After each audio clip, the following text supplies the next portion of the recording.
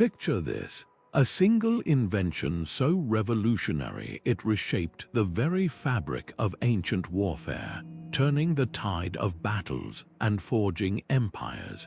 Before the thunder of cannons or the charge of cavalry, there was the chariot, a masterpiece of speed and terror that dominated battlefields for over 1,000 years. These weren't just vehicles, they were the tanks of their time, sleek and deadly, carrying warriors into combat with unmatched precision. From the sun-baked deserts of Egypt to the sprawling river valleys of Mesopotamia, chariots became the ultimate symbol of military might, their wheels carving paths to victory for kings and conquerors alike. What made these ancient war machines so unstoppable? Imagine the sheer psychological impact, a line of chariots thundering toward you, their bronze-armored crews poised to strike, dust swirling in their wake. For the first time in history, armies could move faster than foot soldiers, outmaneuver opponents, and deliver devastating hit-and-run attacks. The chariot wasn't just a tool of war, it was a game-changer, elevating warfare from chaotic clashes to calculated, strategic dominance. Civilizations that mastered chariots didn't just win battles. They built legends, from the Hyksos invaders who toppled Egypt's Middle Kingdom to the Hittites, whose chariot corps became the stuff of nightmares for their enemies. But the story of chariots is more than just battles and conquests. It's a tale of human ingenuity, of how early engineers and warriors pushed the limits of technology to create something extraordinary. The design of these machines, lightweight yet sturdy, with spoked wheels and expert horse handling, was a marvel of its time, a testament to the creativity and ambition of ancient civilizations. And their legacy, it echoes far beyond the ancient world, laying the groundwork for everything from cavalry tactics to modern armored warfare. So buckle up, because we're about to embark on a journey through time, uncovering how chariots rewrote the rules of war and left an indelible mark on history. This is the story of speed, power, and the unstoppable force that changed the world. The story of the chariot begins not in the grand palaces of ancient empires, but on the vast, wind-swept grasslands of the Eurasian steppes. Around 4,000 years ago, nomadic tribes faced a challenge: how to harness the speed and strength of horses, not just for riding, but for warfare. Their solution, a revolutionary blend of lightweight spoked wheels and a sturdy, open-frame design that could glide across rough terrain with astonishing agility. Unlike the clunky, solid-wheeled carts of earlier civilizations, these early chariots were built for one purpose: to outmaneuver and overwhelm. Archaeologists digging at sites like Sintashta in modern-day Russia have uncovered astonishing clues: chariot burials complete with the remains of horses, their legs carefully positioned as if still in motion. These finds tell us that chariots weren't just tools of war, they were symbols of status, buried with their owners for the afterlife. The craftsmanship was meticulous bronze fittings, flexible wooden frames, and wheels so finely balanced they could turn on a dime. But what truly set these machines apart was their versatility. A single chariot could serve as a mobile archery platform, a shock weapon charging enemy lines, or even a swift escape vehicle for commanders. The spread of this technology was as dramatic as its impact. Through trade networks and conquests, chariots raced from the steppes into the heart of the ancient world. The Hyksos, a mysterious group of invaders, introduced them to Egypt around 1650 BCE, forever changing the balance of power. Meanwhile, in Mesopotamia, kings boasted of their chariot corps in victory inscriptions, etching their dominance into history. This wasn't just a new weapon, it was a cultural phenomenon reshaping how societies fought, traveled, and even worshipped. Gods were depicted riding chariots across the heavens, and royal processions paraded them as symbols of divine favor. Yet the chariot's rise wasn't just about technology, it was about the people behind it. Skilled charioteers spent years mastering the art of handling 2 or more horses at full gallop, their lives depending on split-second coordination. Armies reorganized entire divisions around these machines, with specialized roles for drivers, archers, and spear throwers. The chariot became a catalyst for social change too, elevating warriors and craftsmen alike into positions of prestige. In many ways, these ancient war machines were the first true fusion of engineering, strategy, and raw human skill, a combination so powerful it would dominate battlefields for centuries to come. In the fertile lands between the Tigris and Euphrates rivers, a revolution was unfolding, one that would turn the chariot from a simple transport into the ultimate weapon of war. The Sumerians, among the first to experiment with wheeled warfare, began with cumbersome 4-wheeled battle carts. These early prototypes lumbered across the battlefield, pulled by teams of onagers, wild donkeys bred for strength rather than speed. But even these primitive machines struck terror into enemy ranks, their very presence signaling the might of the city-states that fielded them. Everything changed with the rise of the Akkadian Empire around 2300 BCE. Akkadian engineers stripped away unnecessary weight, refining the design into sleek 2-wheeled chariots that could dart across the plains with newfound agility. Cuneiform tablets from this era boast of royal charioteers clad in bronze, their vehicles inlaid with lapis lazuli and gold, not just tools of war, but rolling symbols of a king's divine right to rule. One inscription from the reign of Sargon of Akkad vividly describes his chariot corps, shining like the sun as they charged, their wheels churning dust into a storm that swallowed entire armies. But the true masters of Mesopotamian chariot warfare emerged centuries later, the Assyrians. They transformed chariots into precision instruments of conquest, fielding specialized units with distinct roles. Some chariots carried archers who could loose arrows at full gallop, while others bore javelin throwers or even crew-served composite bows the size of small ballistae. Assyrian reliefs at Nineveh depict these machines in action, their spoked wheels blurring as they overrun foes, while commanders stand tall in the chariot beds, directing battles like conductors of a deadly orchestra. What set Mesopotamian chariots apart wasn't just their engineering, it was how they intertwined with the very fabric of society. Victory steels show kings receiving divine blessings from chariot-mounted gods, reinforcing the idea that these machines carried the favor of the heavens. Royal hunts became spectacles of skill, with rulers demonstrating their prowess by spearing lions from moving chariots. And when a king died, his favorite chariot was often buried with him, ensuring he'd ride triumphant into the afterlife.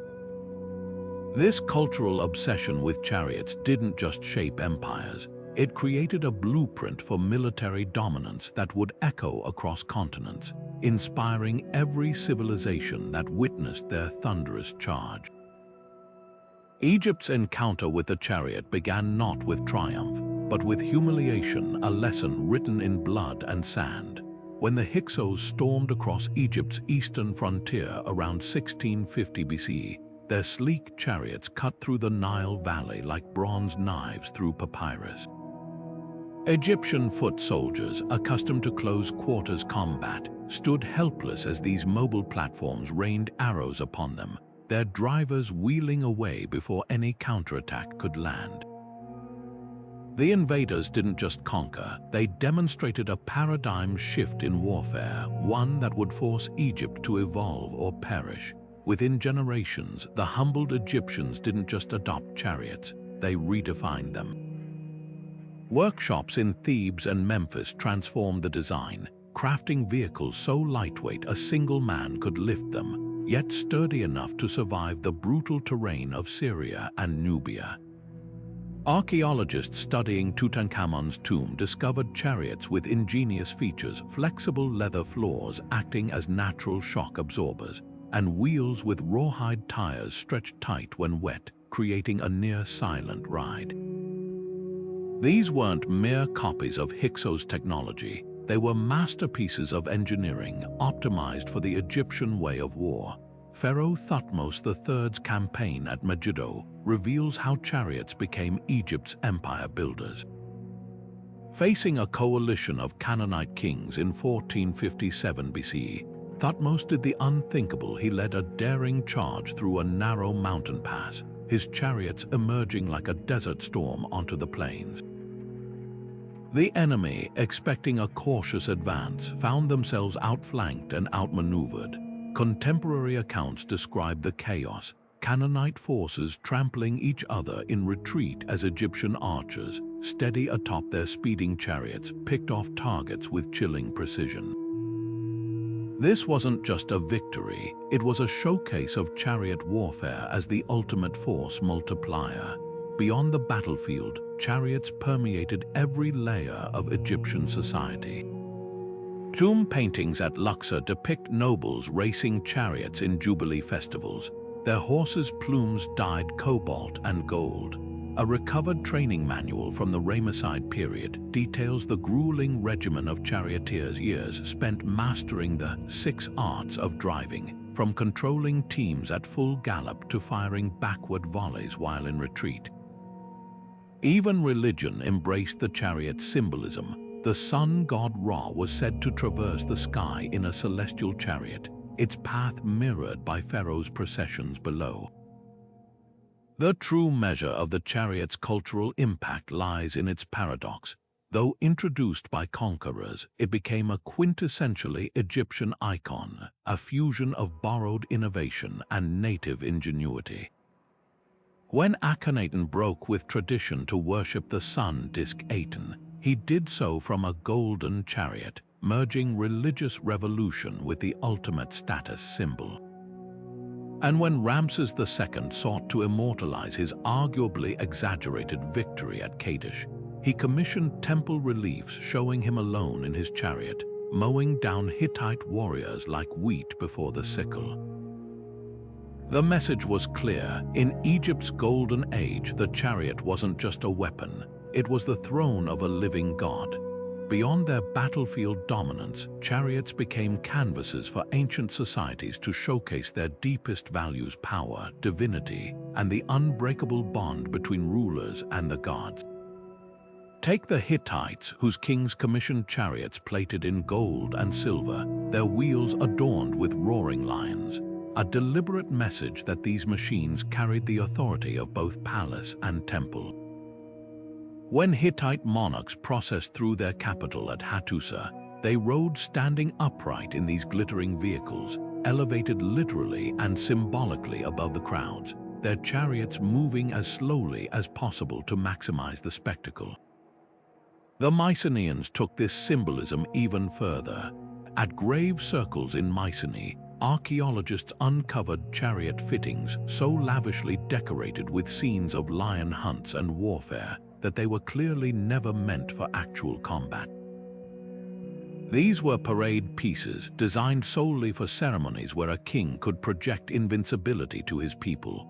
One stunning artifact, a gold-covered chariot model from Dendra, was found surrounded by sacrificed horses, their bones arranged as if still harnessed for eternity. This wasn't just burial tradition, it was a statement that a ruler's power didn't end with death, it merely transitioned to the afterlife, chariot and all. Ancient India's Rigveda hymns reveal how deeply chariots were woven into spiritual life. Verses describe them as celestial gifts, with gods like Indra depicted thundering across the sky in chariots that split mountains. When earthly kings received chariots as tribute, the event was celebrated as both a political victory and a divine endorsement. A single line from the texts captures this perfectly. The chariot is the vessel of the brave, the throne of the favored, the path to glory lit by the gods themselves. Perhaps no artifact illustrates this prestige better than the chariots buried with Tutankhamun. His collection included a lightweight war chariot for battle and an ornate gold-leafed one purely for ceremonies, the ancient equivalent of a head of state having both a tank and a limousine. Forensic studies of the pharaoh's chariot wheels show microscopic wear patterns suggesting they were used in his final funeral procession before being entombed, creating a literal bridge between his mortal reign and eternal rule. This cultural obsession spilled into unexpected arenas.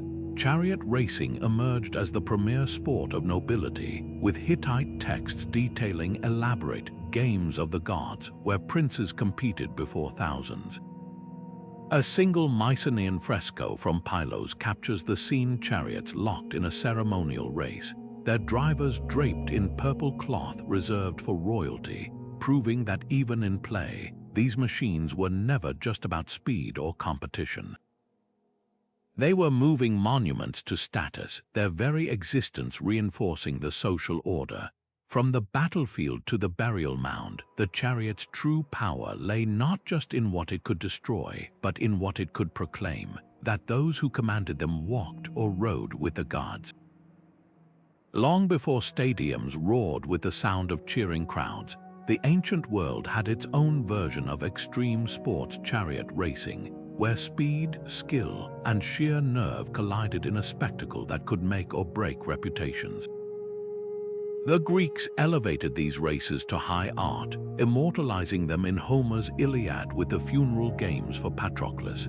Here, heroes like Diomedes and Antilochus didn't just compete for prizes. They raced for honor, their chariots cutting through the dust as onlookers placed bets on favorites. The stakes, far more than victory, a single misstep could mean humiliation or even death, with crashes so frequent that poets compared the chaos to a tempest of wood and horseflesh. Rome took this adrenaline-fueled tradition and amplified it to dizzying heights. The Circus Maximus wasn't just a racetrack, it was a colossal stage where politics, religion, and sport intertwined.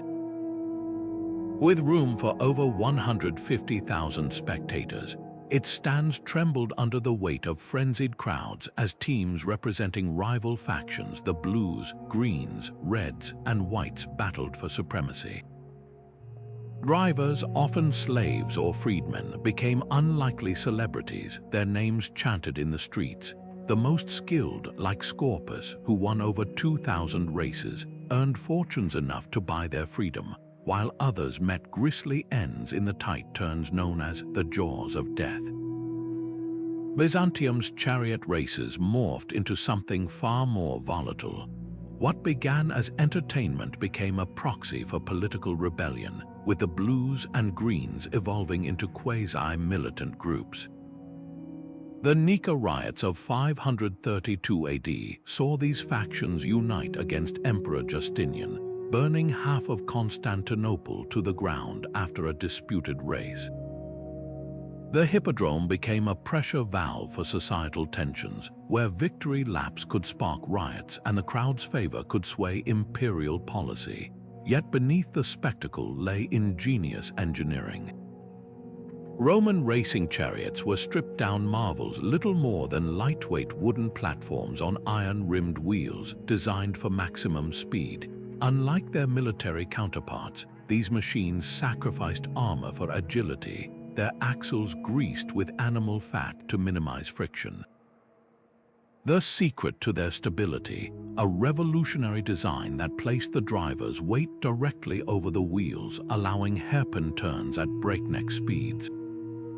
Even as swords gave way to spears and spears to guns on the battlefield, the racetrack preserved chariot technology, pushing craftsmen to refine wheels, harnesses, and aerodynamics in ways that would later influence carriage and even early automobile design. The legacy of these races echoes in unexpected places. Modern terms like derby and horsepower trace their roots to chariot traditions, while the concept of team rivalries, from soccer hooliganism to American sports franchises, finds its ancient parallel in the blues and greens.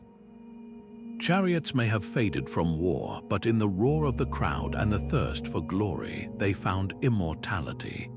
The brilliance of ancient chariot engineering lies in how each component solved multiple challenges simultaneously.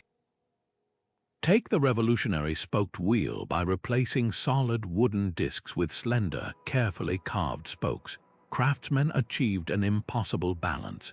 Wheels light enough for horses to pull at speed, yet strong enough to withstand the brutal shocks of uneven terrain. Experimental archaeologists at the University of Exeter proved this through painstaking recreations, discovering that a well-made spoked wheel could absorb impacts 3 times better than its solid counterparts while weighing less than half as much. But the magic didn't stop there. Bronze fittings at stress points, axle caps, wheel hubs, and yoke rings acted like ancient shock absorbers, their metallic resilience preventing catastrophic failures mid-charge. Rawhide tires soaked in water and stretched taut over wooden rims provided traction rivaling modern rubber.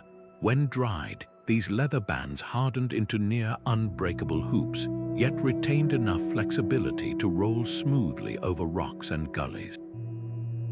A surviving Hittite chariot manual from 1300 BC even specifies the ideal curing time for rawhide: 3 nights under a waxing moon, suggesting early engineers understood how humidity and temperature affected material performance. The true masterpiece was the chariot's frame. Using mortise and tenon joints interlocking wooden tabs and slots secured with animal glue, builders created structures that flexed under pressure without splintering. Modern engineers comparing these to medieval joinery were stunned to find the ancient designs distributed stress more efficiently, thanks to their understanding of grain direction and load points.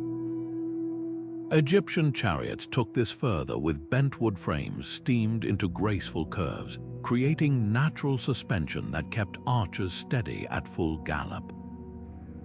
What set cultures apart was how they adapted these principles.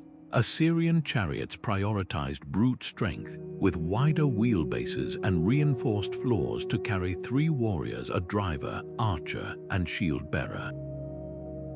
Chinese designs from the Shang dynasty featured elevated platforms and rear-mounted spears, turning chariots into mobile fortresses. Meanwhile, the Mycenaeans perfected the art of minimalism. Their 2-man chariots were so light that frescoes show them being lifted onto ships single-handedly for coastal raids. Perhaps most ingenious was the yoke system. Unlike oxen yokes that rested on the shoulders, horse yokes sat at the base of the neck, freeing the animal's airway for maximum stamina. Bits found in Celtic chariot burials reveal another innovation: cheek pieces with rotating rings that gave drivers precise control without injuring the horse's mouth.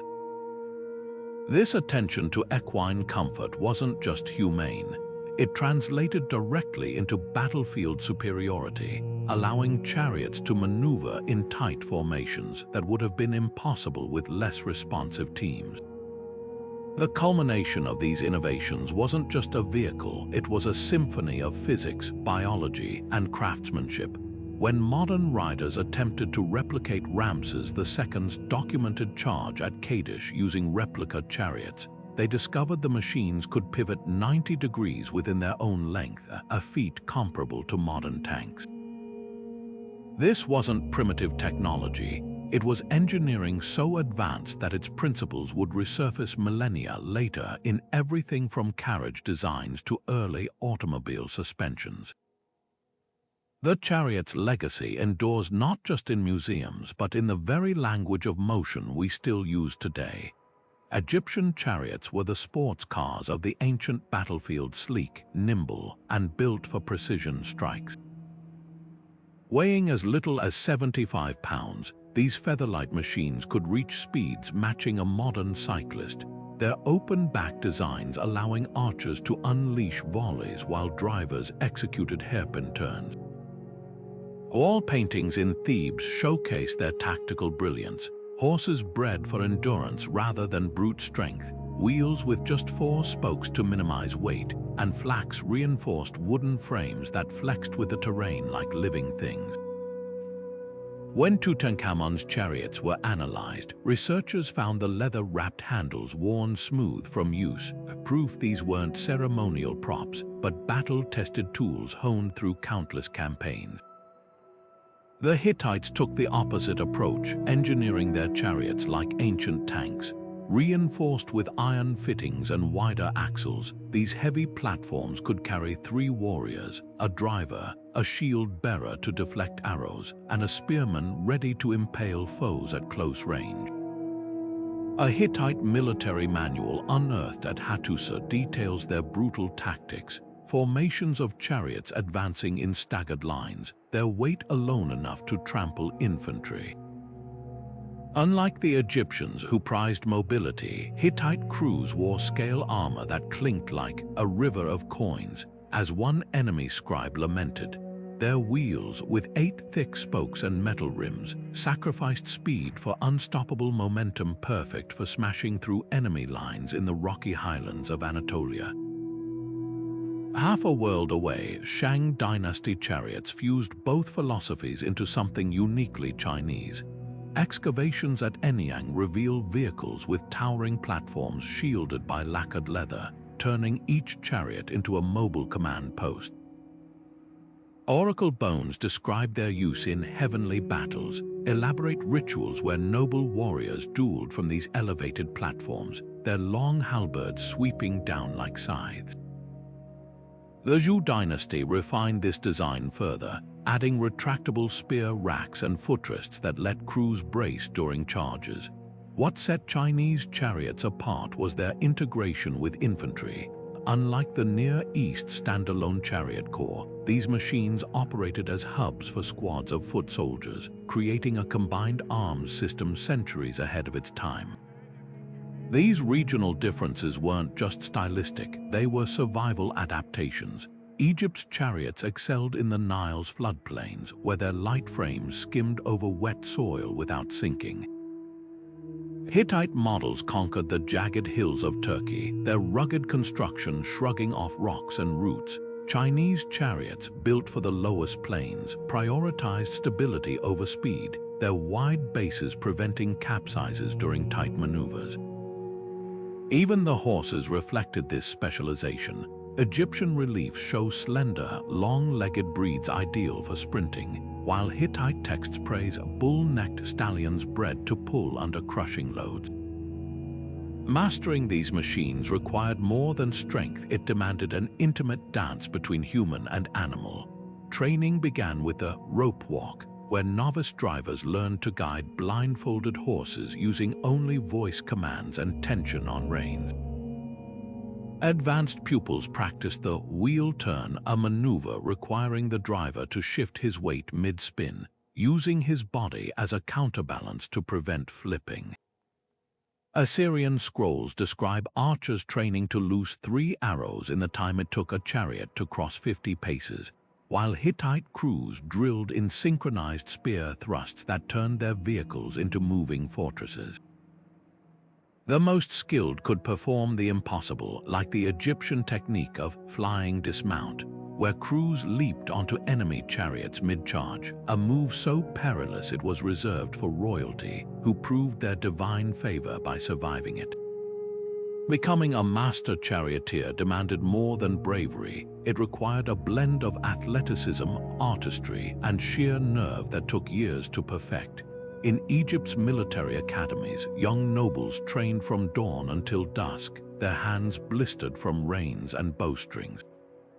A preserved fresco from the tomb of Userhit, a royal scribe, depicts trainees balancing on wobbling platforms while shooting at targets, an ancient version of today's moving vehicle marksmanship tests. The most skilled could hit a palm-width target from 50 paces while their chariot bounced over uneven ground at full speed.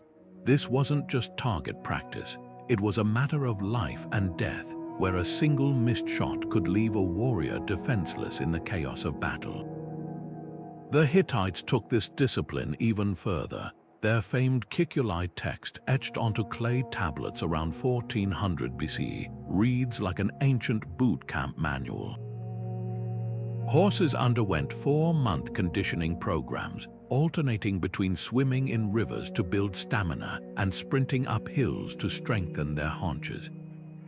Drivers trained with weighted chariots to simulate the drag of armor, while archers practiced in dust storms to sharpen their aim under the worst conditions. One passage chillingly notes, "The horse that falters shall be fed to the dogs," underscoring the ruthless standards of Hittite warfare, but physical training was only half the battle. Charioteers had to develop an almost mystical bond with their horses. Assyrian reliefs showed drivers whispering commands into their team's ears mid-charge, their lips nearly touching the animal's flaring nostrils. Chinese Zhou dynasty records describe heart training, months spent grooming and feeding horses by hand until they'd respond to a raised eyebrow or shifted weight. A single miscommunication could spell disaster. Celtic chariot burials reveal horses buried with twisted reins, a grim testament to fatal missteps during high-speed maneuvers. This expertise came with privilege. In nearly every chariot-using society, mastery of these machines lifted warriors into elite circles. Egyptian charioteers dined at Pharaoh's table, their exploits immortalized in tomb inscriptions.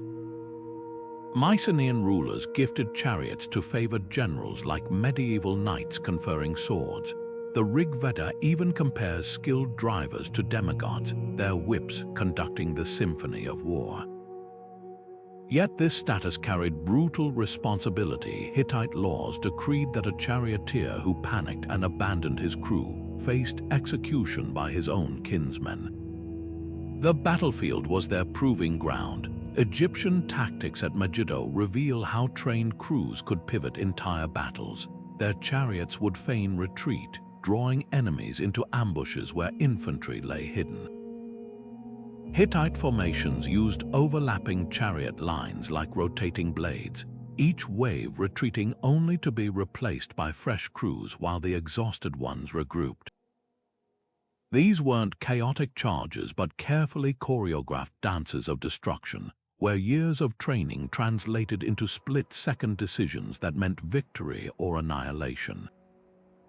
What made these warriors truly formidable wasn't just their individual skill, it was their ability to fight as a single organism. A well-drilled Egyptian crew could reload bows mid-gallop by passing quivers between archer and driver without breaking stride. Hittite three-man teams developed hand signals to coordinate spear thrusts while the driver navigated through enemy lines. This synergy transformed chariots from mere vehicles into extensions of the warriors themselves, their wheels and weapons moving with a precision that left slower, less disciplined armies in the dust. Chariot warfare wasn't just about brute force, it was a deadly ballet of speed, timing, and psychological terror designed to shatter enemy morale before the first arrow even flew. Picture the moment, 300 Hittite chariots emerging from dust clouds at Kadesh, their iron-rimmed wheels grinding like thunder as they struck the Egyptian flank. This wasn't a careless charge, it was a surgical strike targeting command tents and supply lines, leaving Ramses II's forces scattered and confused. The secret lay in their formation wedge-shaped squadrons that concentrated impact on narrow fronts, punching through defenses like a bronze battering ram before fanning out to maximize chaos. Egyptian tactics played to entirely different strengths. Their lighter chariots operated like ancient special forces, using the Nile's floodplains as their playground. A standard maneuver involved feigned retreat. Teams would sprint toward enemy lines only to pivot at the last second, allowing archers to unleash volleys while safely out of spear range. The Amarna letters describe one such engagement where a single Egyptian chariot unit circled a Canaanite army 17 times, whittling them down like a potter shaping clay with endless patience. What made these hit-and-run attacks so devastating wasn't just the arrows. It was the demoralizing certainty that your opponents could strike anywhere, anytime, without consequence. Assyrian reliefs at Nimrud reveal an even more terrifying evolution: chariots as mobile execution platforms. Unlike the Hittite shock assaults or Egypt's dancing archers, Assyrian crews specialized in close-quarters butchery. Their three-man teams included a shield-bearer who locked his tower-sized defense into chariot mounts, creating a moving fortress. As the driver barreled through enemy ranks, the spearmen would thrust downward with hooked lances designed to drag foes under the wheels. Palace inscriptions boast how these threshing chariots left battlefields smooth as harvest floors, their wheels painted red not from ornamentation but from sheer carnage. The Persians later perfected combined arms tactics, weaving chariots into coordinated assaults with cavalry and infantry. Herodotus describes Cyrus the Great's innovation: scythed chariots flanked by horse archers. The chariot's spinning blades forced enemy troops to clump together for protection, only to become perfect targets for arrows raining from above. At the Battle of Cunaxa, this tactic nearly decimated Greek mercenaries until their discipline turned the chariot's greatest strength into a weakness. By parting ranks at the last second, they let the scythed machines pass harmlessly through, then swarmed the isolated crews. This vulnerability exposed chariotry's golden rule. Without precise coordination between driver, warriors, and supporting troops, even the mightiest charge could collapse into disaster. What truly set chariot tactics apart was their psychological dimension. The sheer noise alone, wheels shrieking on axles, horses neighing in frenzy, bronze fittings clanging, created a wall of sound that rattled enemies before combat began. Hittite commanders would attach bronze rattles to yoke poles, turning their advance into a deafening cacophony. Egyptian artwork shows defeated foes covering their ears as chariots approach, a detail modern archaeologists once dismissed as artistic license until they reconstructed the soundscape. At full gallop, 100 chariots generated noise levels comparable to a modern rock concert, an ancient form of sonic warfare that could trigger panic attacks in unprepared troops. Yet for all their terror, chariots demanded near impossible synchronization. A single misjudged turn could entangle harnesses and send a squadron tumbling. The Ugarit tablets describe an entire Hittite division lost when lead chariots crashed into hidden irrigation ditches, their following ranks piling up behind them, like grapes crushed in the winepress. This razor-thin margin between triumph and catastrophe made charioteering the ultimate test of military skill, where years of training met split-second decisions that echoed across history. For all their battlefield dominance, chariots carried fatal flaws, hidden weaknesses that would ultimately unravel their thousand-year reign. Picture a Hittite war chariot, its bronze fittings gleaming, suddenly lurching to a halt as its wheels sink into the mud of a spring rain. This wasn't just an inconvenience, it was a death sentence. Cuneiform tablets from Ugarit describe entire chariot divisions abandoned in the quagmires of northern Syria, their crews butchered as they struggled to free their immobilized machines. The very speed that made chariots formidable relied on perfect conditions: dry, flat terrain where wheels could roll freely. Introduce uneven ground, sudden downpours, or hidden irrigation ditches, and these symbols of invincibility became sitting ducks. Cost was another silent killer. Maintaining a single chariot required the resources of a small village: skilled carpenters for the frame, leather workers for harnesses, metalsmiths for fittings, and teams of grooms to care for the prized horses. A letter from the Mitanni king Tushratta to Pharaoh Amenhotep III lays bare the economics. For one chariot fit for royalty, send me 20 horses, 5 skilled men, and gold equal to their weight. This wasn't just expensive, it was unsustainable, especially compared to the rising alternative cavalry. A mounted warrior needed only 1 horse, simple gear, and minimal training, making them 10 times more cost-effective than chariot crews. The Sea People's invasions around 1200 BC exposed these vulnerabilities with brutal clarity. These mysterious raiders didn't bother with chariots. They fought on foot with iron weapons, swarming chariot formations like wolves taking down a stag. Egyptian reliefs at Medinet Habu show the chaos chariots overwhelmed by sheer numbers, their arrows useless against shielded infantry closing in for close combat.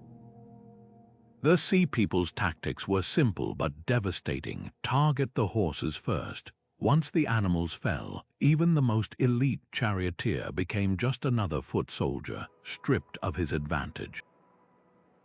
Ironically, the chariot's own success hastened its downfall.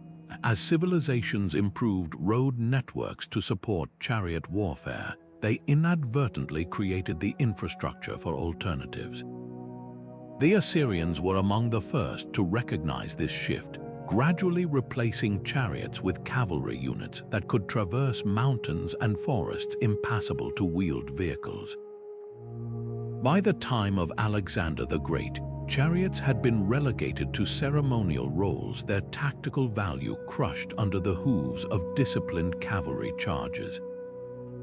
The final nail came from an unexpected source: better infantry tactics. Greek phalanxes and Roman legions developed dense formations that simply absorbed chariot charges, their overlapping shields creating an impassable wall. At the Battle of Gaugamela, Persian scythe chariots, once the terror of Asia, were rendered harmless when Macedonian troops parted ranks, letting them pass through harmlessly before surrounding and slaughtering the crews. What sealed the chariot's fate wasn't any single factor, but a cascade of changes: cheaper alternatives, adaptable enemies, and battlefields that no longer played to their strengths. Yet their legacy endured in unexpected ways. The organizational systems developed for chariot corps became templates for later cavalry units. The prestige of chariot racing lived on in Byzantine hippodromes and even modern motorsports. And perhaps most tellingly, the very word chariot survived as a metaphor for unstoppable force, a ghost of the machines that once ruled the ancient world, now rolling only through the pages of history. By the dawn of the first millennium BC, a quiet revolution was unfolding across the battlefields of the ancient world, one that would render the mighty chariot obsolete. The rise of mounted cavalry didn't happen overnight, but its advantages became impossible to ignore. Picture an Assyrian scout perched effortlessly on his stallion, weaving through rocky mountain passes where no chariot could follow.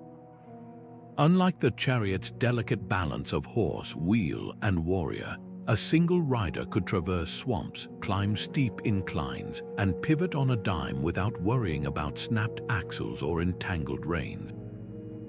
This wasn't just evolution, it was liberation from the chariot's golden cage. The Assyrians, ever the innovators of warfare, were among the first to recognize cavalry's potential. Their stone reliefs at Nineveh depict a new breed of warrior, light horsemen armed with composite bows, their legs gripping bareback as they fired volleys while retreating. No longer tethered to chariot teams that required acres of grazing land, these mobile archers could strike deep into enemy territory with minimal supply lines. A single tablet from Ashurbanipal's library boasts how cavalry units outmaneuvered Elamite chariots by climbing like goats onto ridges, then showering death from above. Meanwhile, on the vast Eurasian steppes, the Scythians were perfecting an even deadlier form of mounted warfare. Their trademark Parthian shot, twisting backward at full gallop to loose arrows made chariot archery look clumsy by comparison. Frozen tombs in the Altai Mountains reveal their secret: customized saddles with felt padding that stabilized riders centuries before stirrups arrived. When Darius the Great's Persian army faced Scythian horse archers, the chariots in his ranks became liabilities too slow to chase, too exposed to counterattacks. The lesson was clear: why invest in fragile wooden platforms when a lone rider could deliver equal firepower with 10 times the agility? Yet chariots didn't vanish entirely. Like vinyl records in the digital age, they lingered where tradition trumped practicality. Indian epics like the Mahabharata continued celebrating chariot duels as tests of honor long after cavalry dominated real wars. Chinese emperors maintained fleets of lacquered chariots for ceremonial processions, their wheels painted with cosmological symbols rather than mud from battlefields. Even Rome, despite its legendary infantry, paraded triumphing generals in golden chariots, a nostalgic nod to an era when wheels meant power. The chariot's slow fade from warfare reveals an ironic truth: its greatest legacy wasn't in how it fought, but in how it transformed societies. The breeding programs developed for chariot horses created the swift Arabian and muscular Nisaean breeds that later cavalry relied upon. The road networks built to move chariot armies became trade routes that knit continents together. Most enduring of all was the chariot's cultural imprint, from the quadrigas atop Brandenburg Gate to the fiery chariots of Hindu sun gods. These machines transcended their military purpose to become eternal symbols of divine speed and unstoppable will. What the chariot lost in utility, it gained in mythology. The Greeks imagined Apollo racing the sun across the sky in his golden chariot, while Celtic legends told of otherworldly kings riding ghostly chariots through mist. This transformation from weapon to icon speaks volumes about human ingenuity, how we repurpose the tools of war into vessels of meaning long after their battles are forgotten. The chariot's wheels may have stopped rolling on actual battlefields, but in our collective imagination, they still thunder onward, carrying heroes and gods across the timeless landscapes of legend. Long after their thunder faded from battlefields, chariots raced on in the human imagination, transformed from weapons of war into vessels of myth and symbols of the divine. In the Mahabharata, the warrior Arjuna doesn't just ride a chariot, he's guided by Krishna himself, the god serving as charioteer in a celestial machine adorned with the radiance of 1,000 suns. This wasn't mere poetic flourish, it reflected a profound cultural truth. Across civilizations, chariots became metaphors for cosmic order, their wheels echoing the turning of the heavens, their horses embodying untamed forces harnessed by divine will. Greek mythology took this symbolism even further. Apollo's golden chariot dragging the sun across the sky wasn't just a pretty image, it encoded early astronomical insights. The myth's warning that Phaethon, the god's reckless son, nearly burned the earth by losing control of the chariot, mirrors real anxieties about humanity's fragile balance with nature. Archaeologists at Delphi found votive offerings of miniature chariots, suggesting ancient worshippers saw these vehicles as literal bridges between Earth and the divine. Even the constellation Auriga, the charioteer, immortalized this connection in the stars. Hollywood's love affair with chariots, though riddled with inaccuracies, speaks to their enduring drama. The infamous race in Ben-Hur, with its spiked hubs and flying splinters, borrowed more from Roman circus fantasies than historical reality, yet its visceral impact wasn't entirely misplaced. When researchers analyzed the film's crash scenes against descriptions from Pompeii's graffiti, where real charioteers boasted of dodging death by a wheel's width, they found eerie parallels in the adrenaline and danger. What these legends and films share is a deeper truth. Chariots transcended their military function to become canvases for human ambition, fear, and wonder. Celtic myths told of goddesses riding silver chariots that could cross between worlds. Chinese astronomers named the Big Dipper the Northern Chariot, seeing its stars as celestial steeds. This universal symbolism wasn't coincidence. It was the natural result of an invention so transformative that it reshaped not just how societies fought, but how they dreamed. Now, archaeology is peeling back the layers of these legends. In India's Hastinapura region, excavations revealed chariot parts alongside sacrificial altars, confirming the Mahabharata's descriptions of ritual chariot burials. In Sweden, a Bronze Age rock carving depicts a chariot pulled by horses with sun disk halos, a direct parallel to Apollo's myth. Each discovery blurs the line between legend and history, proving that the chariot's greatest victory wasn't on any battlefield, but in its immortal grip on the human psyche. Buried beneath the sands of time, the chariots of ancient civilizations have been waiting to tell their stories, and when archaeologists carefully brush away the dust, these artifacts speak volumes. One of the most stunning discoveries came from the royal tombs of Ur, where the so-called Standard of Ur, a mosaic-covered box from 2500 BC, reveals the world's earliest known depictions of war chariots. These weren't the sleek, spoked machines of later empires, but heavy four-wheeled platforms pulled by onagers, their solid wooden wheels clattering across Mesopotamian battlefields. The mosaic shows them lumbering through enemy lines, their crews armed with javelins and axes, proving that even these early prototypes were instruments of terror. What's remarkable isn't just their existence but their context, buried alongside kings, suggesting chariots were symbols of power long before they became tools of conquest.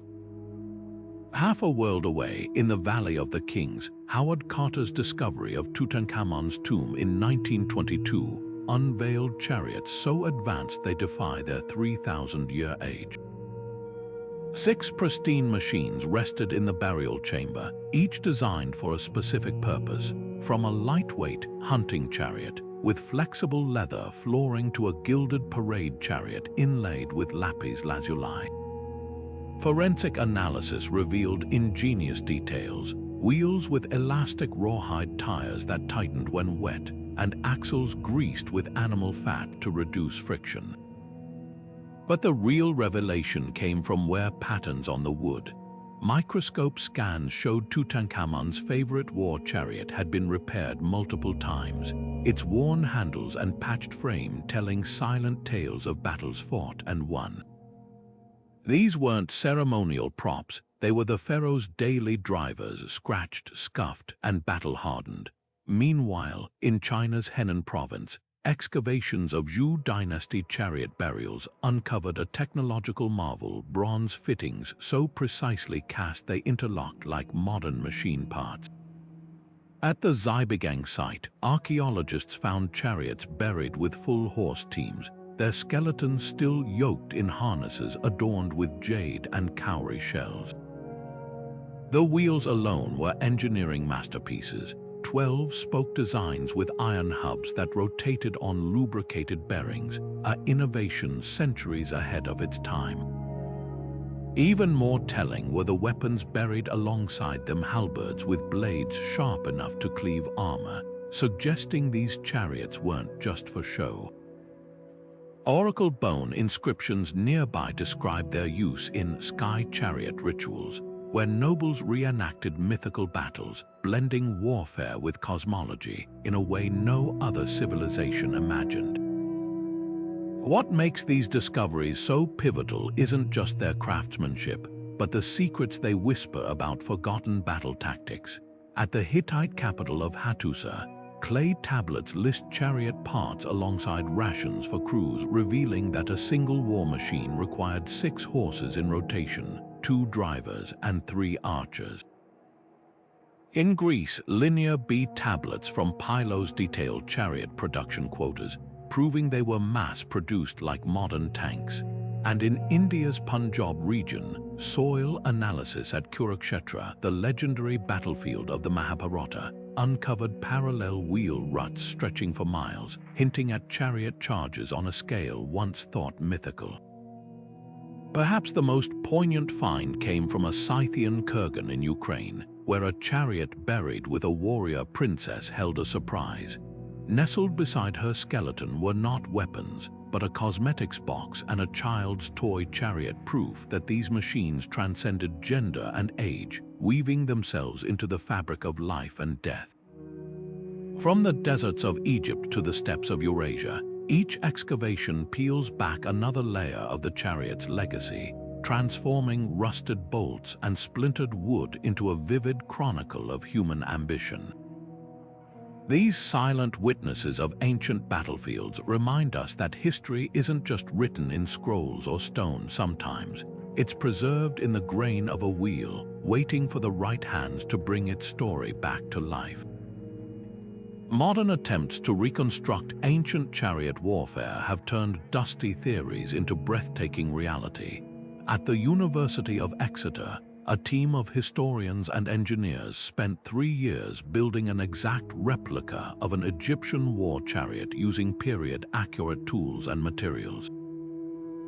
Their painstaking work paid off in an electrifying moment when the completed chariot, pulled by 2 specially trained horses, hit 25 miles per hour across open ground. Archers standing on the platform demonstrated they could accurately fire 3 arrows in the time it took to cover 150 feet, proving how these machines functioned as mobile sniper towers. The key discovery: the chariot's lightweight design allowed it to accelerate faster than a galloping stallion, then pivot sharply enough to evade counterattacks, a deadly combination ancient texts described but modern scholars had doubted. Even more revealing were the battlefield simulations. For the Battle of Kadesh reenactment in Turkey, researchers mapped the original terrain using satellite imagery and ground surveys. They discovered that Ramses II's famed charge only succeeded because of a hidden geological quirk, a stretch of compacted silt near the Orontes River that remained firm even during spring floods.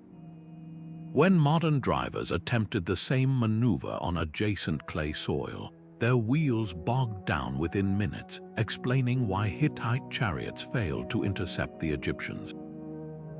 These weren't just academic exercises. They exposed how ancient commanders leveraged intimate knowledge of their environment, turning seemingly minor landscape features into decisive advantages. Some of the most surprising findings came from motion analysis. High-speed cameras captured how Egyptian chariots absorbed impacts through their flexible frames, with leather strap suspensions reducing vertical bounce by 40% compared to rigid Hittite designs. This allowed archers to maintain accuracy even at full speed, a revelation that upended previous assumptions about why Egyptian crews often outmaneuvered heavier opponents. Meanwhile, tests with replica Assyrian scythe chariots revealed their blades were more psychological weapons than practical tools. At combat speeds, the rotating arms frequently snapped or tangled in harnesses. Historians now believe their true purpose was to force enemy infantry into tighter formations, making them vulnerable to arrow volleys. Perhaps the most poignant experiment took place in the Jordanian desert, where Bedouin horsemen helped recreate a nomadic chariot attack. Using replica bows and period-accurate tactics, they demonstrated how even 5 chariots could appear like 50 by kicking up dust clouds, a tactic described in Hittite texts that scholars had dismissed as exaggeration. As the swirling dust swallowed the modern army of test volunteers, their disoriented reactions mirrored ancient accounts of troops breaking ranks in panic. These living experiments don't just validate historical records, they breathe life into them, transforming faded inscriptions into visceral experiences that echo across millennia. What emerges from these reconstructions is a profound respect for ancient engineering and tactics. Computer modeling of Tutankhamun's chariots showed their weight distribution was so precise that a 70-pound child could theoretically steer them at combat speeds, explaining how young pharaohs led charges. Thermal imaging of horse teams revealed how Egyptian breeders developed cooling strategies, with white-coated horses reflecting sunlight to prevent overheating during prolonged engagements. Every layer of analysis peels back another mystery, proving that chariot warfare wasn't just brute force, but a high-stakes ballet of physics, biology, and human ingenuity. As these experiments continue, they're not just solving historical puzzles, they're resurrecting the sights, sounds, and strategies of battles fought 3,000 years ago, letting us stand shoulder to shoulder with the warriors who changed history. Though chariots vanished from battlefields, their ghostly imprint lingered on every major military innovation that followed. The Romans, masters of adaptation, recognized the psychological power of these ancient machines and repurposed them for triumphs. Victorious generals parading through Rome in gilded chariots, their wheels deliberately designed to creak loudly, amplifying the spectacle. While war chariots saw limited use in actual combat, their influence seeped into Roman cavalry tactics. Legionaries studied accounts of Hittite chariot charges, adapting their wedge formations to mounted units, creating the early blueprint for shock cavalry that would dominate medieval warfare. Medieval knights owed more to charioteers than they realized.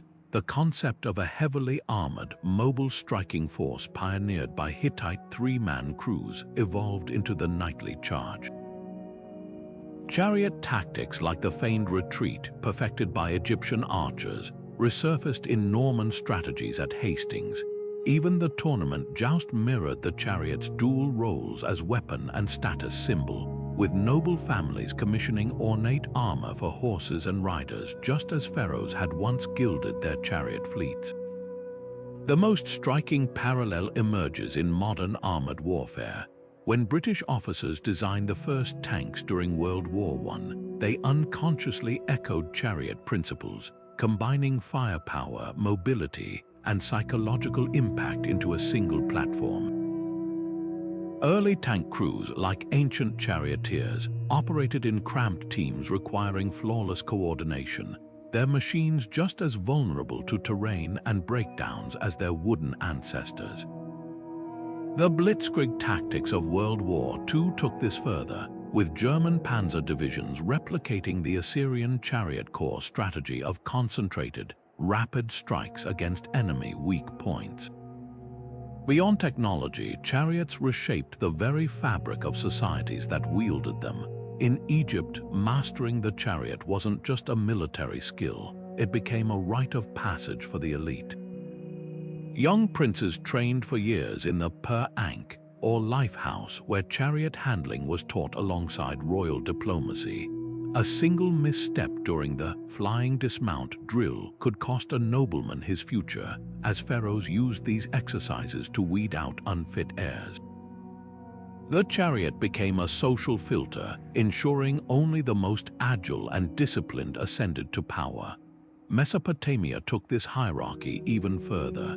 Cuneiform tablets from Mari detail how only men from designated chariot clans could serve as drivers or archers, their families exempt from taxes in exchange for generations of service. These warriors formed history's first professional officer class, their expertise so valued that defeated kings would negotiate for their surrender rather than execution. The result, a military aristocracy that predated knighthood by 2 millennia, its privileges etched into law codes like Hammurabi's, which set fines for injuring a charioteer 10 times higher than for harming a common soldier. Even in societies where chariots were outmoded, their symbolism endured. The Hindu Varna system categorized warriors as kshatriyas, a concept rooted in Rigvedic hymns celebrating chariot-born heroes. Chinese emperors retained chariots in court rituals long after cavalry dominated warfare, using them in ceremonies where the emperor alone was permitted to stand while the vehicle moved, a direct descendant of Hittite kings who claimed divinity through their unmoving posture during charges. This cultural DNA persists today in unexpected ways. Modern military ranks like charioteer still denote elite status in some armies, while the Olympic chariot race trophy remains one of the most coveted symbols of athletic prestige. The chariot's true legacy lies in this duality, as both a machine of war and a catalyst for social transformation. It redefined what it meant to lead, to fight, and to rule, leaving footprints across centuries in ways we're still uncovering. From the dust of Kadesh to the steel of Kursk, the spirit of the chariot lives on wherever speed, armor, and human ingenuity collide on the battlefield. Chariot warriors didn't just dominate battlefields, they reshaped the very foundations of ancient societies, creating hierarchies where military skill equaled political power. Homer's epics immortalized this divide, referring to nobles as chariot-riding aristocrats who sat above the common foot soldiers. In Mycenaean Greece, archaeological evidence reveals startling disparities: chariot crews buried with gold death masks and jeweled daggers, while infantrymen were laid to rest with simple bronze spearheads. This wasn't mere status symbolism. It reflected a world where controlling these expensive war machines meant controlling the reins of power. The link between chariots and social stratification reached its zenith in ancient India's caste system. The Rigveda's Purusha Sukta hymn explicitly places the Kshatriya caste, the warrior rulers second only to priests, with charioteering as their sacred duty. Excavations at sites like Hastinapura uncovered chariot burials containing ivory dice and gold ornaments, proving these warriors lived as lavishly as they fought. What's fascinating is how this military elite shaped governance. Kshatriya councils, composed of veteran chariot commanders, advised kings on everything from tax policies to foreign alliances, their battlefield experience giving them outsized influence in peacetime decision-making. Egypt took this fusion of military and political power even further. The Marianu chariot warrior class introduced by the Hyksos became Pharaoh's inner circle, their loyalty ensured by land grants and exemptions from manual labor. A surviving payroll list from Ramses III's reign shows chariot commanders earning 30 times more than infantry officers, their salaries paid in precious metals rather than grain. This economic divide had lasting consequences. When chariot technology became obsolete, these privileged families simply transitioned into cavalry officers or regional governors, preserving their status for centuries. Gender roles in chariot culture present a complex tapestry of tradition and surprising exceptions. While most societies restricted charioteering to men, the Nubian kingdom of Kush broke the mold. Tomb paintings at Mara depict queen mothers driving chariots in ceremonial processions, their daughters trained in archery from childhood. The legendary Candace Amenishakito was said to have led chariot charges against Roman forces, her gold-adorned vehicles striking terror into legionaries unaccustomed to female commanders.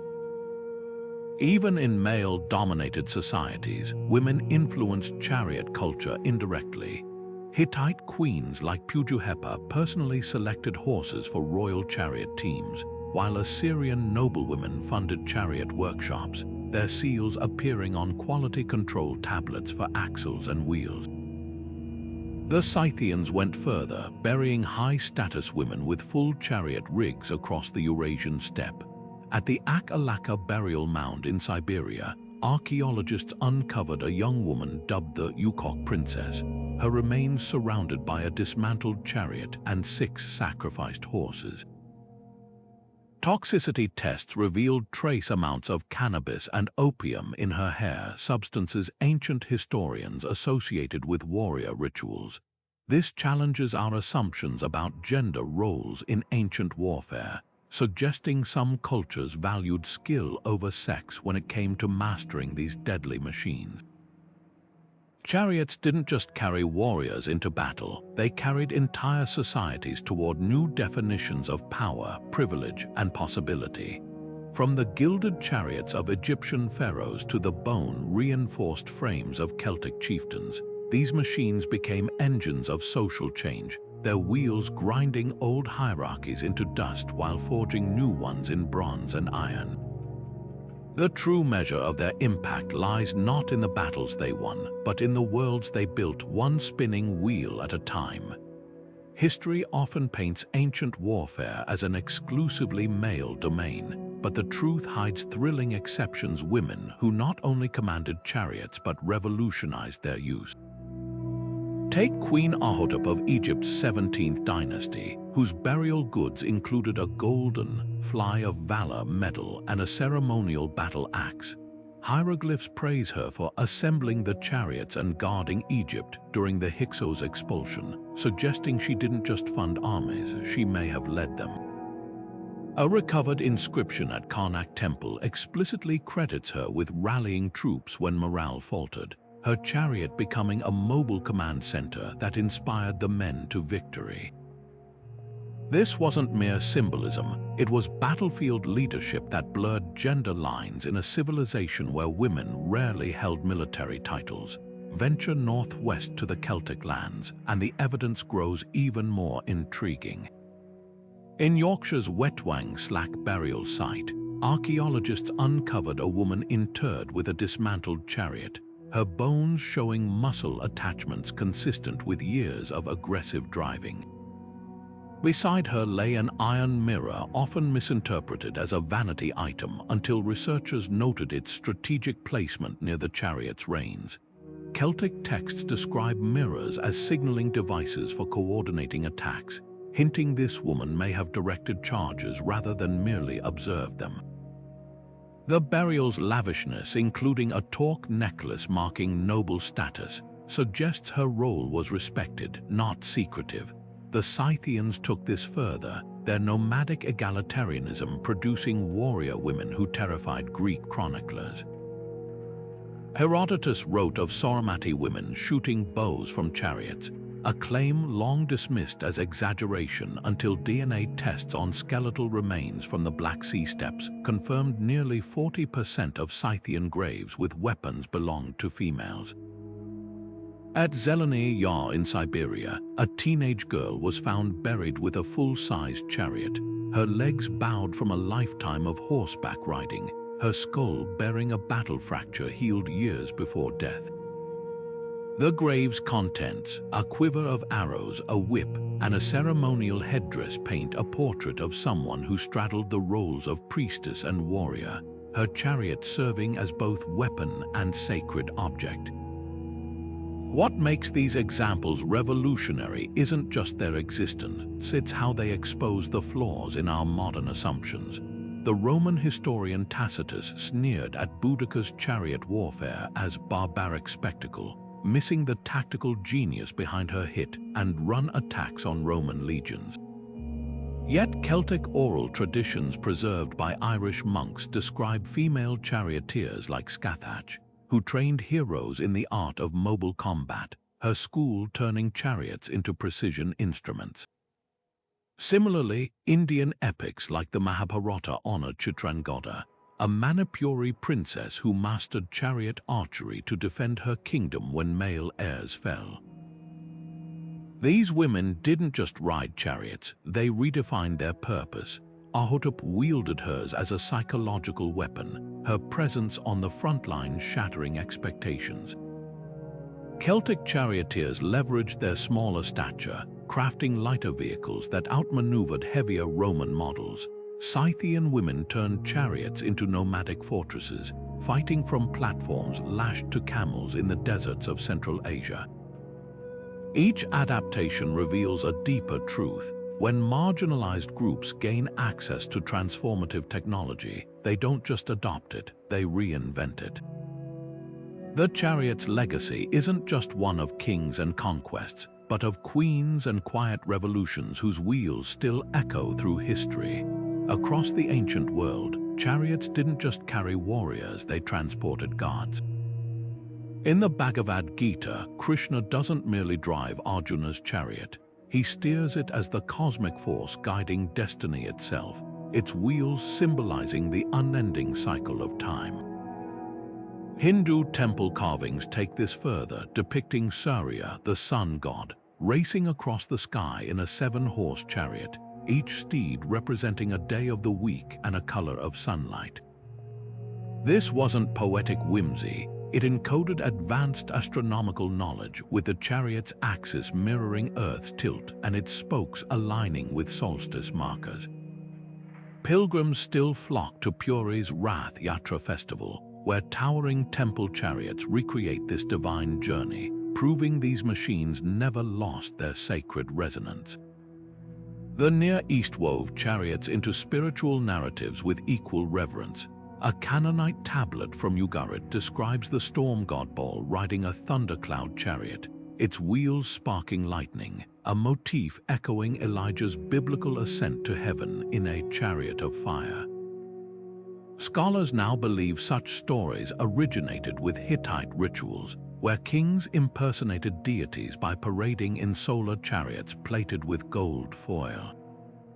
When sunlight hit these vehicles during solstice ceremonies, they blazed so brightly that worshippers reportedly fell prostrate, convinced they'd witnessed divinity in motion. Even the Ark of the Covenant's design, with its wheel-like cherubim and portable nature, may have drawn inspiration from these sacred chariot traditions. Northern myths took the celestial chariot concept to dazzling extremes. The Trundholm Sun Chariot, a Bronze Age artifact found in Denmark, features a gilded sun disk pulled by a horse on spoked wheels, a tangible link to Norse legends of Sol, the sun goddess, fleeing the wolf's girl across the sky. What's striking is how this 3,000-year-old model's proportions match Stonehenge's astronomical alignments, suggesting prehistoric Europeans shared a pan-continental belief in chariots as time-keeping devices. Sami shamans in Scandinavia took this further, using miniature brass chariots in rituals to travel between worlds, their rattling wheels mimicking the Milky Way's curve. Perhaps no culture blended chariots with cosmology more intricately than China's Shang dynasty. Oracle bones describe the moon as Chang's jade chariot, its phases controlled by celestial rains. Emperors performed the Liu Lai ceremony in jade-inlaid chariots, their circular routes mirroring the orbits of stars. Recent excavations at Yingzhou revealed a chariot burial aligned with the Big Dipper, its axle pointing true north, proving these vehicles served as compasses for both earthly and spiritual navigation. When Confucius spoke of the mandate of heaven, he used chariot metaphors, comparing virtuous rule to a well-balanced chariot harmonizing cosmic forces. These spiritual connections reveal a universal truth. Chariots transcended their military function to become vessels of meaning.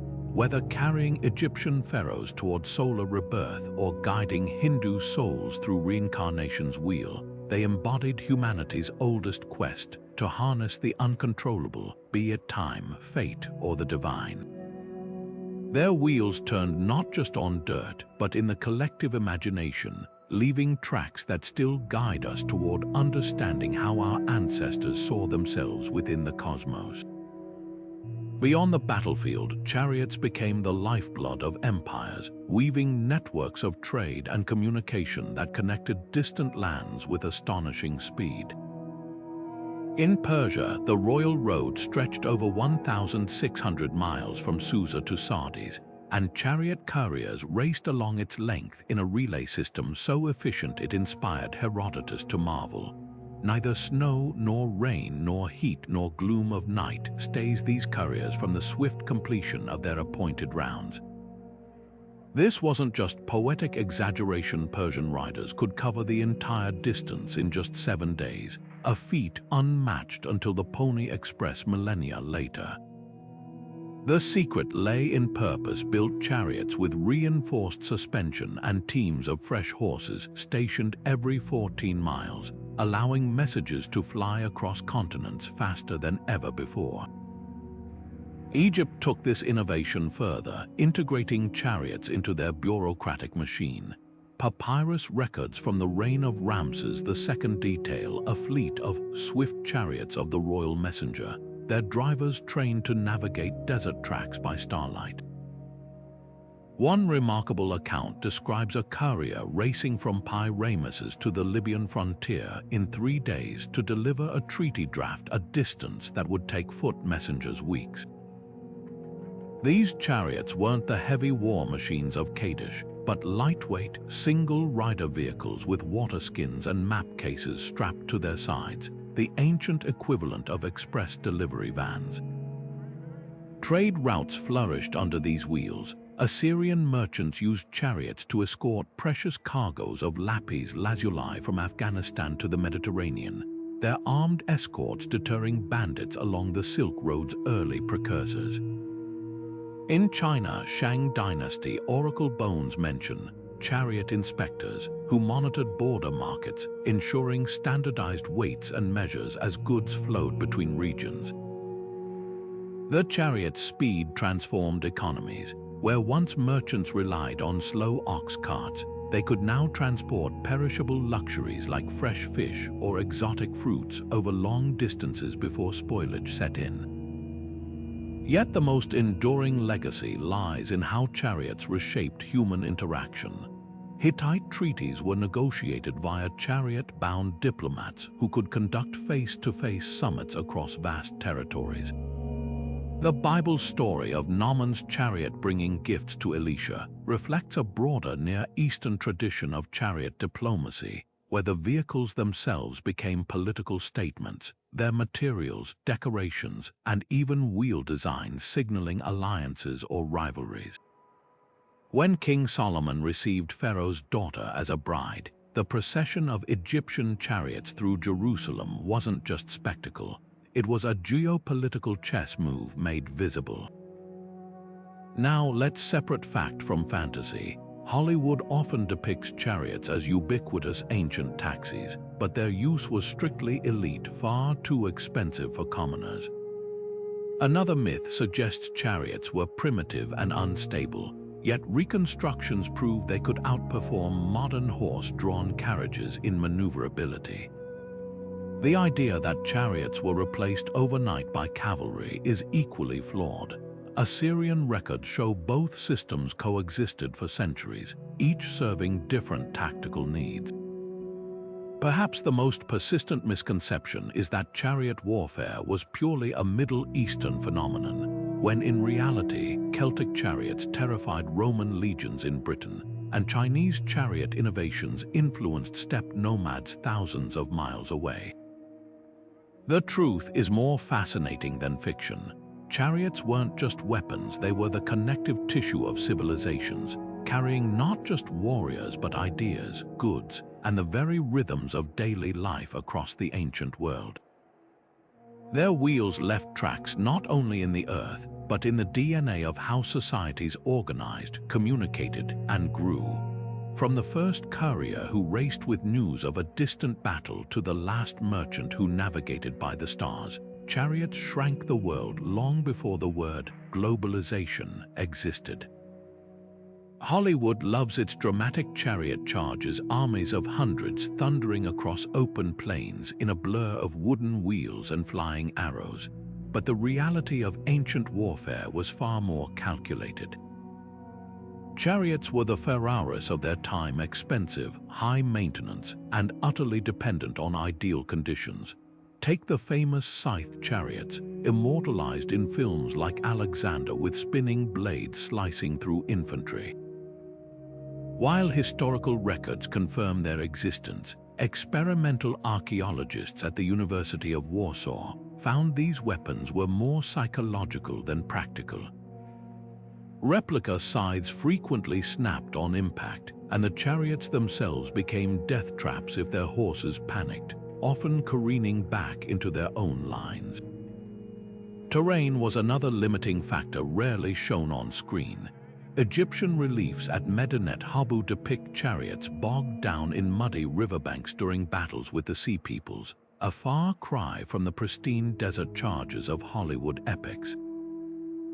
Assyrian military manuals explicitly warned against deploying chariots in mountainous regions, where narrow passes left them vulnerable to ambush.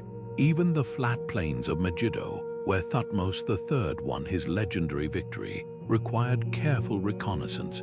Chariots could only dominate because scouts had identified firm, obstacle-free ground in advance. The myth of massed chariot armies also crumbles under scrutiny. Cuneiform tablets from Mari reveal that maintaining just 50 war chariots required the output of entire villages, from craftsmen carving wheels to stable hands training horses. A single Hittite chariot demanded 6 horses in rotation, with spare parts and specialized blacksmiths trailing the army. This wasn't equipment for conscripted farmers. It was the exclusive tool of professional elites, often outnumbered 10-1 by foot soldiers in actual battles. Perhaps the most persistent misconception is that chariots functioned like ancient tanks, plowing through infantry formations. In truth, their effectiveness depended on disciplined coordination. Hittite training tablets describe chariots operating in paired units, one crew drawing enemy attention while another struck from the flank. Egyptian tomb paintings show chariots rarely engaging head-on. Instead, they circled like wolves, their archers whittling down foes before any melee began. When filmmakers depict chaotic free-for-alls with chariots crashing into spearmen, they ignore the meticulous drill required to keep these fragile machines from becoming tangled wrecks. Modern reconstructions have been revelatory. A British team attempting to replicate Celtic chariot tactics discovered that the vehicles could pivot within their own length, perfect for quick strikes and retreats. But they also confirmed ancient writers' accounts of their fragility. A single broken axle strand could disable the entire machine. This explains why Roman historians like Tacitus mocked British chariots as toy-like, failing to grasp their hit and run brilliance. The chariot's true legacy isn't in Hollywood's exaggerated charges, but in the ingenuity of cultures that mastered its delicate balance of speed, strategy, and survival.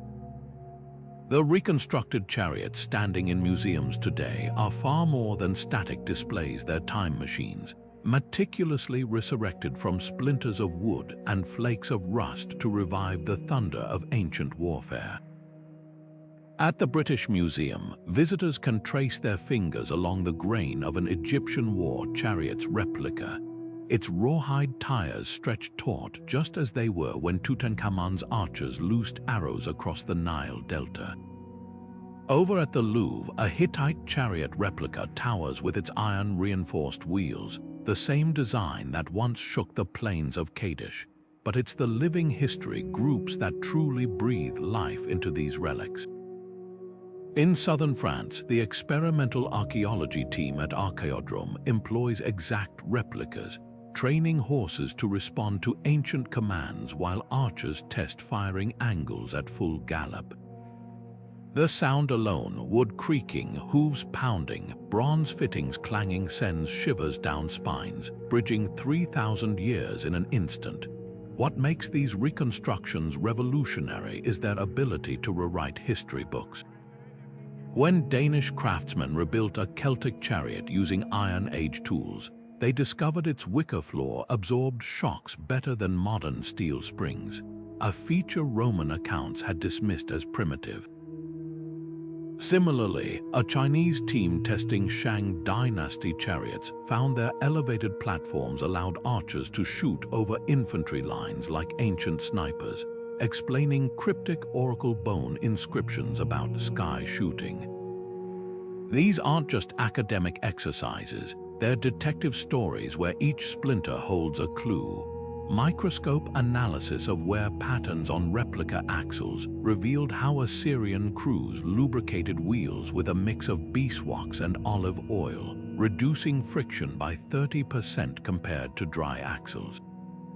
Such details, invisible in texts or artifacts alone, emerge only through hands-on experimentation. Beyond Europe and the Mediterranean, lesser-known cultures mastered chariots in astonishing ways. The Nubians, often overshadowed by their Egyptian neighbors, developed a unique, bent axle design that allowed sharper turns in the rocky terrain of the Upper Nile. Recent excavations at Kerma uncovered chariot burials with spoked wheels wrapped in zebra hide, a material choice that baffled researchers until reconstructions proved the striped pelts provided superior traction on sand. Meanwhile, in the Caucasus, the Koban culture crafted chariots so lightweight they could be carried by 2 men across mountain passes, their wheels fitted with removable spikes for icy trails. These adaptations reveal a global chariot revolution, with each culture engineering solutions tailored to their environment. Perhaps the most haunting reconstructions come from the steppes, where nomadic groups like the Scythians built chariots meant not for battle, but for the afterlife. At Pazyryk in Siberia, archaeologists found a chariot dismantled and buried with its horse's legs folded beneath them, a ritual now recreated by Mongolian herders using ancestral techniques.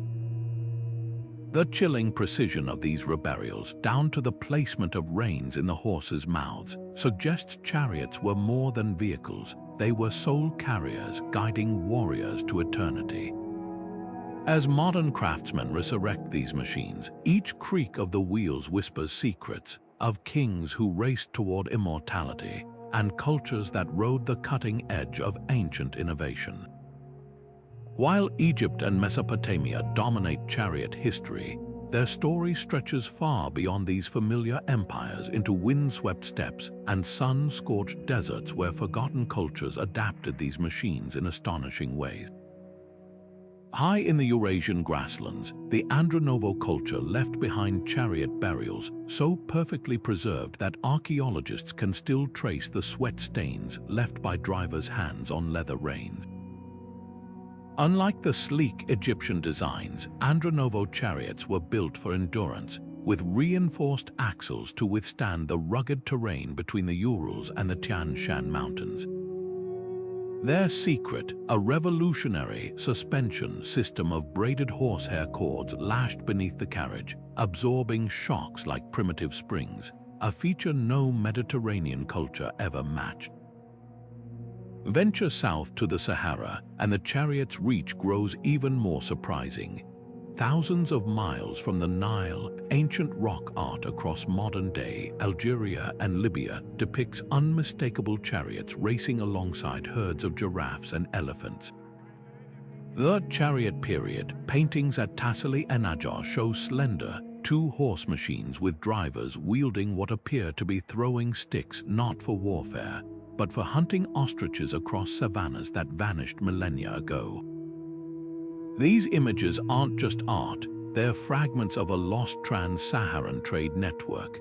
Analysis of wheel ruts near the Wadi Tifariti confirms chariots carried precious goods like Garamantian salt and West African gold along routes later erased by desertification. The Nubians, Egypt's southern neighbors, developed their own chariot tradition that defies stereotypes. At the royal city of Kerma, excavations revealed chariot workshops producing vehicles with a distinctive, bent axle design allowing tighter turns in the rocky terrain flanking the Nile's cataracts. Unlike Egyptian charioteers who stood upright, Nubian drivers crouched low, their knees braced against curved side panels for stability while shooting backward volleys, a tactic that baffled Pharaoh's armies during border clashes. Wall paintings at Jebel Barkal show these chariots painted with leopard spots, their wheels wrapped in zebra hide for better traction on sand. This wasn't imitation, it was innovation born from necessity, proving chariot technology evolved as dynamically in Africa as it did along the Fertile Crescent. Perhaps the most tantalizing evidence comes from the mysterious Garamantes of Libya's Fezzan region. Greek historian Herodotus dismissed them as sand dwellers, but recent LiDAR scans have uncovered over 600 miles of underground tunnels connecting oasis towns, and along these routes, stone way stations with tethering rings sized for chariot teams. A cache of bronze fittings found at Jerma includes cheek pieces engraved with a spiral motif unique to Saharan cultures, suggesting local smiths weren't just using imported chariots, but reinventing them. The Garamantian chariots may have been the ultimate desert adaptations, narrow-wheeled to navigate dunes, with woven palm fiber floors that stayed cool underfoot even in blistering heat. These overlooked chapters reveal a fundamental truth. Chariots weren't just tools of empire, but vessels of connection. From the steppe nomads who carried bronze technology into China, to Saharan traders linking Mediterranean and sub-Saharan worlds, these machines wove together civilizations separated by thousands of miles. The next time you picture a chariot, don't just imagine Pharaoh's golden parade, envision a Nubian hunter pursuing antelope across the savannah, or a Garamantian merchant navigating by starlight along forgotten trade routes. Their stories, etched in rock and buried beneath sands, remind us that history's wheels rolled far beyond the spotlight of great capitals. Beneath the gleaming bronze and billowing dust of chariot warfare lay an ecological toll that reshaped landscapes across the ancient world. Each chariot required not just one but multiple horses, prime specimens bred for speed and endurance, sparking massive demand that transformed wild herds into carefully managed commodities. Hittite tablets from Hattusa detail royal edicts commanding the seizure of forested lands for horse pastures, while Egyptian tomb inscriptions boast of importing thousands of Nubian stallions to replenish stocks depleted by campaigns. The ripple effects were profound. Steppe grasslands once roamed by wild horses became fenced breeding centers, their delicate ecosystems disrupted by the hooves of war horses selectively bred for bulk and aggression. The chariot's hunger for resources extended far beyond livestock. A single Hittite war chariot consumed an estimated 15 mature trees for the frame, wheels, and spare parts, with metal fittings requiring charcoal from another 50 oaks to smelt the bronze and iron. Assyrian reliefs at Nimrud depict teams of loggers stripping mountainsides bare, their axes clearing entire forests to feed the insatiable workshops of empire. A chilling letter from a Hittite governor warns of peasant revolts in the Taurus Mountains after overharvesting left villages without firewood for winter. This wasn't just deforestation. It was the birth of industrialized resource extraction, with chariot production lines consuming woodlands at a pace nature couldn't replenish. Leather production for harnesses and fittings created another ecological crisis. Cuneiform tablets from Ugarit record quotas requiring the hides of 30 cattle per chariot, a demand that decimated wild ox populations and forced the domestication of larger herds.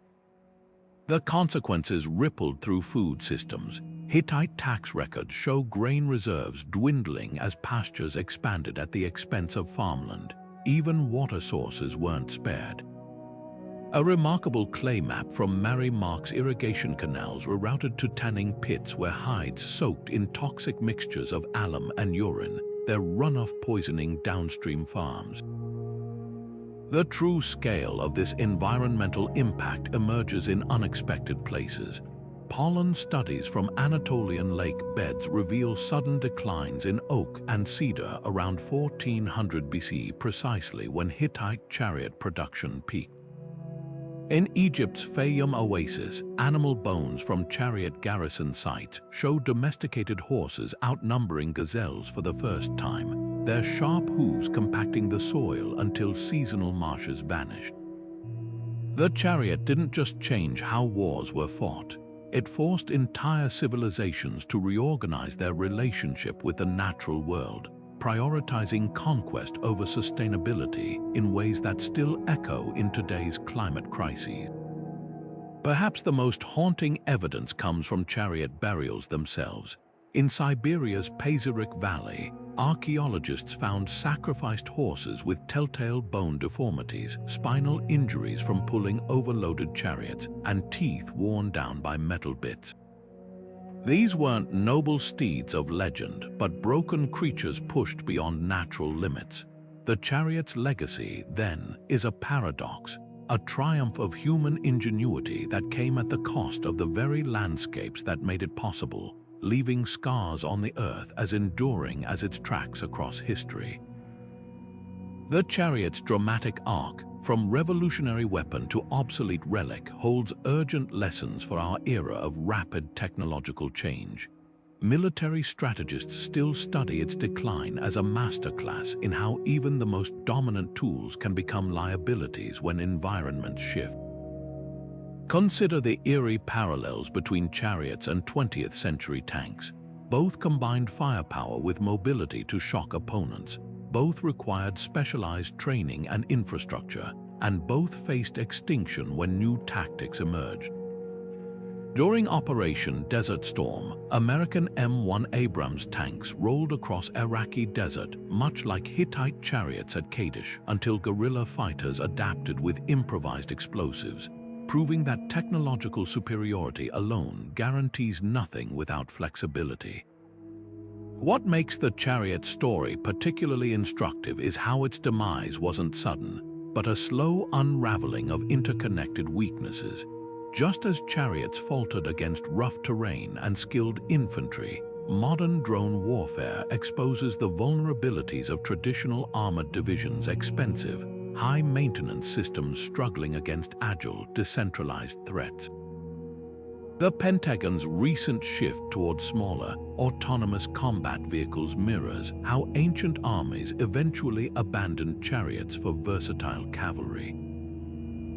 Defense analysts even coined the term chariot syndrome to describe militaries that overinvest in spectacular but inflexible technologies while underestimating simpler, adaptive foes. Beyond hardware, chariot warfare teaches enduring lessons about human capital. The elite charioteer corps of Egypt and Assyria, much like today's fighter pilots or cyber specialists, became victims of their own exclusivity. Their specialized skills, honed over decades, created institutional resistance to change. A Hittite tablet from 1300 BC complains about veteran chariot commanders dismissing horseback riding as undignified, a sentiment echoed centuries later when cavalry officers mocked early tanks as mechanical donkeys. This pattern repeats whenever technological disruption meets cultural inertia, whether in corporate boardrooms or military academies. The most profound takeaway lies in the chariot's afterlife. Just as scythed chariots evolved into ceremonial parade vehicles, today's aging tanks increasingly serve as propaganda tools, rolled out for parades but sidelined in actual combat. Meanwhile, the chariot's core principles live on in unexpected forms. Modern drone swarms operate on the same hit and run tactics perfected by Egyptian chariot archers, while special forces teams replicate the mobility and precision of Celtic chariot crews using all-terrain vehicles. Even space agencies draw inspiration, with lunar rover designs borrowing from the lightweight flexibility of steppe nomad chariots. Ultimately, the chariot's legacy isn't about wheels or weapons, it's about the mindset that transformed them. Cultures that thrived didn't just adopt chariots, they reinvented them for deserts, mountains, and marshes. The same adaptability now separates thriving organizations from fading institutions. In an age where artificial intelligence and climate change reshape battlefields and boardrooms alike, the real question isn't what technology we use, but whether we can match the ingenuity of those ancient engineers who first harnessed speed, power, and human creativity to change the world. From the dust of forgotten battlefields to the gleaming halls of modern museums, chariots have left tracks far deeper than their wheels ever carved in sand. Their story isn't just about conquest, it's about how a single invention can bend the arc of civilization. Think of the Hittite blacksmith who first reinforced a wheel with iron, unknowingly paving the way for future axles that would carry tanks across Europe. Or the Egyptian charioteer whose precision archery inspired millennia of mounted warfare, from Mongol horse archers to modern helicopter gunships.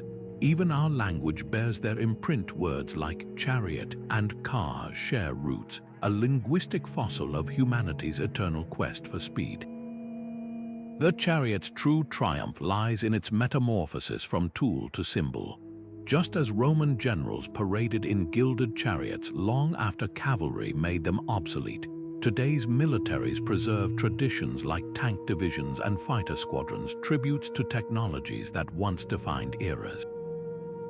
The Olympic torch relays ceremonial chariots, the presidential motorcades armored limousines, even the Mars rovers nicknamed modern chariots, all whisper of that ancient blueprint for movement and power. But perhaps the most poignant legacy is how chariots democratized warfare before being undone by their own exclusivity. They broke the monopoly of infantry, allowing smaller forces to outmaneuver larger ones until their cost and fragility made them relics. There's a lesson here for our age of drones and cyber warfare. No technology remains dominant forever. The chariot's golden age lasted a millennium. Today's weapons systems might face obsolescence in decades. As the sun sets on our exploration, consider this the next time you hear a car engine roar or feel the rush of acceleration. You're experiencing an echo of that ancient revolution. The chariot didn't just change history, it wired humanity's brain to equate speed with power, a connection that still fuels our dreams from racetracks to rocket launches. If these wheels of history sparked your curiosity, let us know which ancient innovation we should unravel next, because every gear of the past still turns the present.